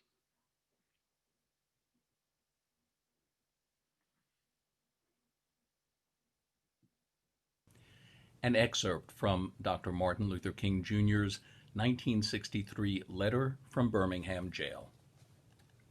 We know through painful experience that freedom is never voluntarily given by the oppressor. It must be demanded by the oppressed. Frankly, I have yet to engage in a direct action campaign that was well-timed in the view of those who have not suffered unduly from the disease of segregation. For years now, I have heard the word wait. It rings in the ear of every Negro with piercing familiarity. This wait has almost always meant never.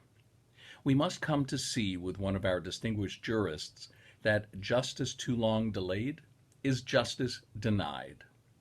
We have waited for more than 340 years for our constitutional and God-given rights. The nations of Asia and Africa are moving with jet-like speed toward gaining political independence, but we still creep at horse and buggy pace toward gaining a cup of coffee at a lunch counter. Perhaps it is easy for those who have never felt the stinging darts of segregation to say, wait. But when you have seen the vicious mobs lynch your mothers and fathers at will, and drown your sisters and brothers at whim, when you see the vast majority of your 20 million Negro brothers smothering in an airtight cage of poverty in the midst of an affluent society, when you are harried by day and haunted by night by the fact that you are a Negro, living constantly at tiptoe stance, never quite knowing what to expect next, and are plagued with inner fears and outer resentments, when you are forever fighting a degenerating sense of nobodiness, then you will understand why we find it difficult to wait. There comes a time when the cup of endurance runs over, and men are no longer willing to be plunged into the abyss of despair. I hope, sirs, you can understand our legitimate and unavoidable impatience. Tekiah, Shivarim Shua, Tekiah, Tekiah, Shivarim Shua,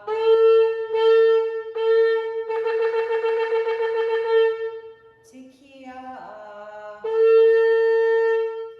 Tekiah,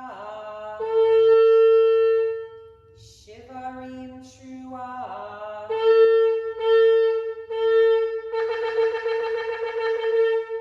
Tekiah.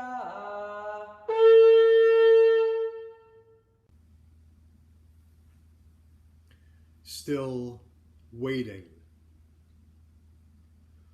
What is it that you wanted me to reconcile myself to? I was born here more than 60 years ago. I'm not going to live another 60 years. You always told me that it's going to take time.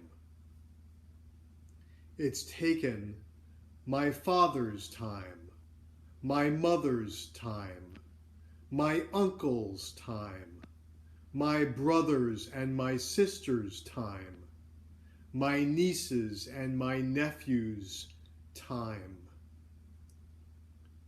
How much time do you want for your progress? Tekiah, Shivarim,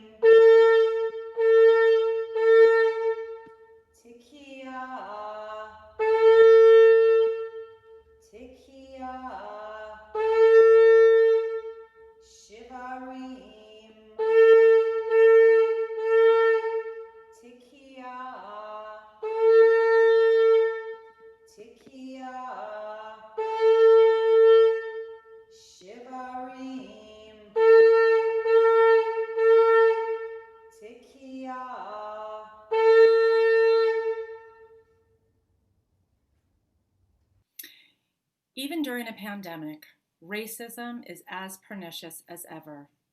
COVID-19 is disproportionately affecting the Black community, but we can hardly take the time to sit with that horror as we are reminded every single day that there is no context in which Black lives matter. Breonna Taylor was killed in her Louisville, Kentucky home by police officers looking for a man who did not even live in her building. Ahmaud Arbery was jogging in South Georgia when he was chased down by two armed white men who claimed they were trying to perform a citizen's arrest. In Minneapolis, George Floyd was held to the ground by a police officer kneeling on his neck during an arrest. Like Eric Gardner, he said he could not breathe. These Black lives matter. These Black people were loved. Their losses to their friends, family, and community are incalculable. Mike Brown, Trayvon Martin, Sandra Bland, Philando Castile, Tamir Rice, Jordan Davis, Tatiana Jefferson, the Charleston Nine. These names are the worst kind of refrain, an inescapable burden. These names are hashtags, elegies, battle cries. Still nothing changes. Racism is litigated over and over again when another video depicting another atrocity comes to light. Black people share the truth of their lives, and white people treat those truths as intellectual exercises. When I warned in 2018 that no one was coming to save us, I wrote that I was tired of comfortable lies. I'm even more exhausted now. Like many Black people, I am furious and fed up, but that doesn't matter at all. I write similar things about different Black lives lost over and over and over. I tell myself I'm done with this subject, then something so horrific happens that I know I must say something, even though I know that the people who truly need to be moved are immovable. They don't care about Black lives. They won't even wear face masks to mitigate a virus for which there is no cure. Eventually, doctors will find a coronavirus vaccine, but Black people will continue to wait, despite the futility of hope for a cure for racism. We will live with the knowledge that a hashtag is not a vaccine for white supremacy. We live with the knowledge that still no one is coming to save us. The rest of the world yearns to get back to normal. For Black people, normal is the very thing from which we yearn to be free. Tikia, Trua, Tikia, Tikia, Trua, Tikia, Tikia, Trua, Tikia. A dream deferred. What happens to a dream deferred? Does it dry up like a raisin in the sun? Or fester like a sore and then run? Does it stink like rotten meat? Or crust and sugar over like a syrupy sweet? Maybe it just sags like a heavy load. Or does it explode?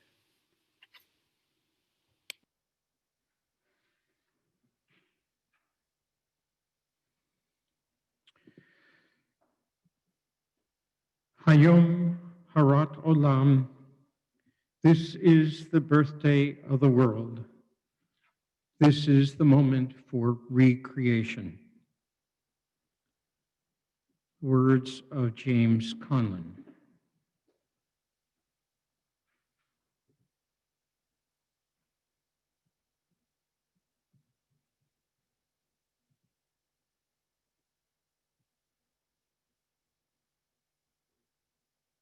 Shana Tova, reading 7E, A Call to Social Justice. I know that racism must cease. I know this through the brokenness and conflict in my heart. I know that protest is my most prophetic act and that the world is longing for a new soul, a new healing moment. I know that when we awaken to our origins and become truly human, we bring hope to the children and to the earth. I feel called today to bring the people together to break the bread and tell the story. I feel called today to be a mystic in action, aligned to the dynamics of the universe. I feel called today to give my gift, to listen to the heartbeat of the broken world, to heal the fragmentation of people and planet. I feel called today to celebrate the wonder of creation and respond to sacredness and the challenges of life. I feel called today to participate in the work of my time. I feel called today to be inflamed with enduring hope, to be at one with the universe. I feel called today to compose a new chapter for equality in the annals of America. Thank you. Tikia Gedolah.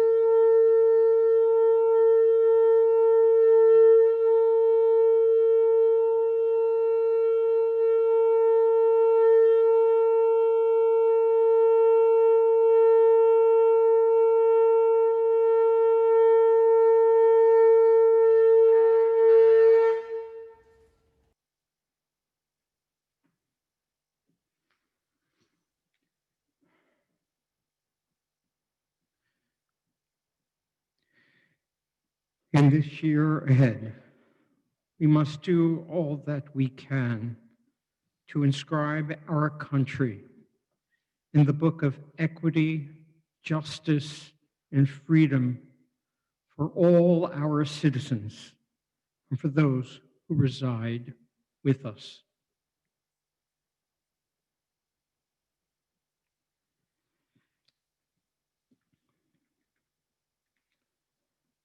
We stand on the shoulders of those who have led just and good lives, those who have pointed the way for us, great people like Ruth Bader Ginsburg, and relatives we remember, and teachers and children we treasure. We are at Mourner's Kaddish on page 1216.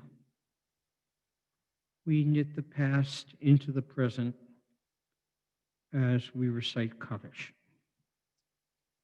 Yitkadal v'yitkadash merabah, be'alma divrach chiruteh v'yamlich machuteh, b'chayechon v'yomechon v'chaye d'chol beit Yisrael, ba'agala uvizman kari v'yimru amen. Yehi shmei rabam v'varach le'olam ol me'amaya. Yitbarach v'yishtabach v'yitba'ar v'yitromam v'yitnaseh.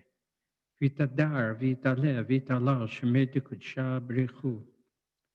Le'ela min kol birchata v'shirata. Tush b'chata v'nechimata da'miran b'alma v'yimru amen. Yehi shalama rabam ninshamaya. V'chayim aleinu v'al kol Yisrael v'yimru amen. Oseh shalom b'momav, ויעשה שלום עלינו ועל כל ישראל ועל כל יושבי תבל, ואמרו, Amen. It is our responsibility not to despair, but to look forward. Hallelujah. Music by Leonard Cohen, words by Sherry Linder.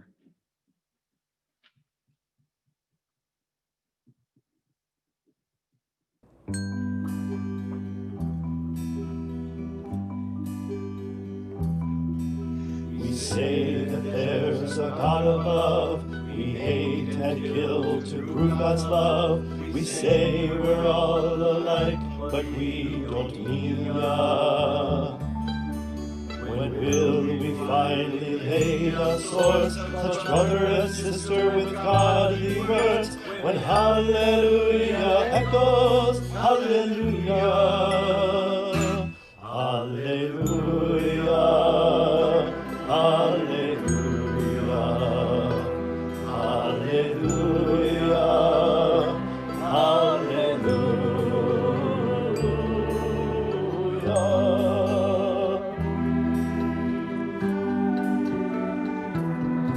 Is a blaze of light from each within, no matter the tongue or the color of skin. That is the only truth, is what is Hallelujah. And in the end, when day is done, we'll call the souls of sinners up as broken as hallelujah.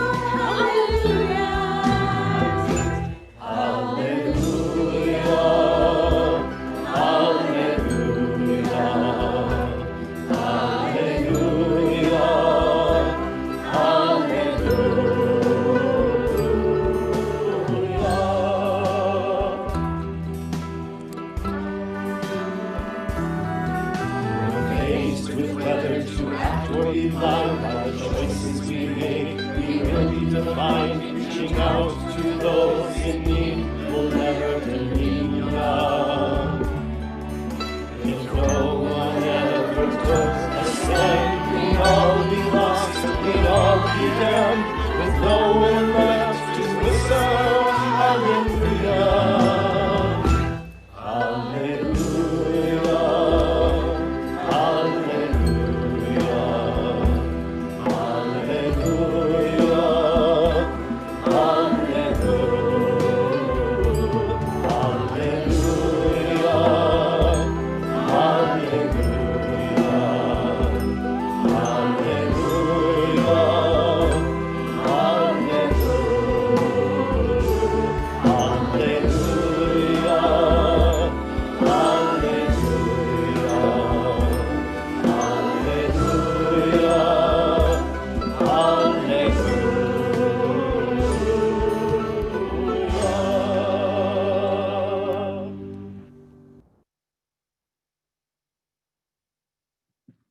There's work to do and much to celebrate for a good year, a year of health, a year of action, and I hope a year of peace.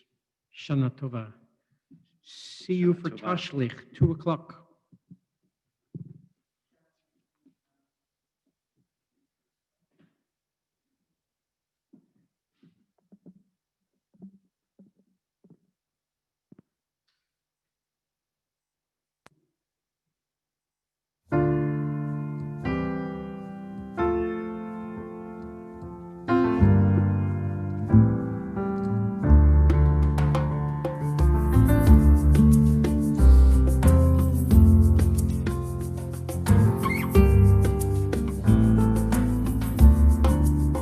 We are embraced by arms that find us, even when we are hidden from ourselves.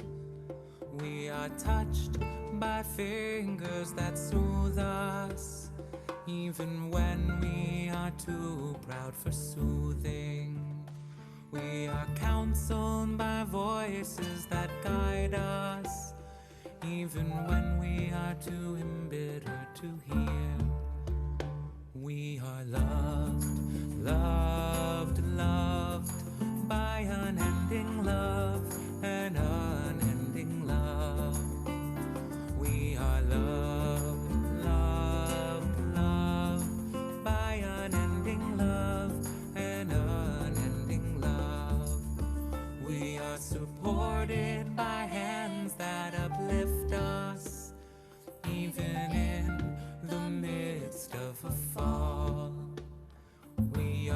urged on by eyes that need us, even when we are too weak for meeting. We are loved.